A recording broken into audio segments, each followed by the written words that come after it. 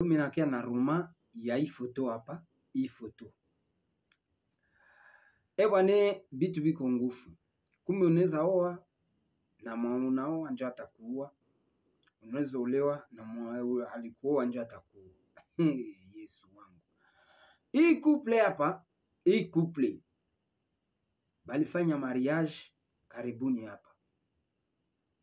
Lakini bibi na bwana habasikilizane, siweka ni juu ya wivu wala nini sijue. Ikafikia wakati bwana anakuya busiku, iko sababu bwana yake alikuwa na anakamata hii bilauli yetu. Bwana kwenda kamata kilauli, akachelewa kidogo kurudia kunyumba. Balogo yake na bwana bandugu ya batoto banani basikia kule kushambri puku puku puku puku puku puku. Batu bigo napigana. Maake kacha Amerike moya ya ngufu. Komba moya mistiki.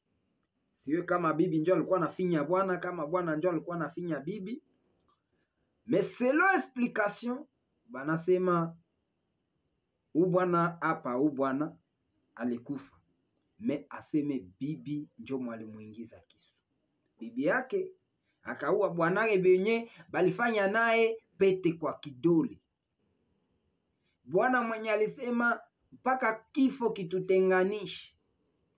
Bwana mwenye alisema huyu ni wangu wa siku zote, nampenda kwa moyo wangu wote. Bwana, mandoa zingine ni za kuombea Mungu sana.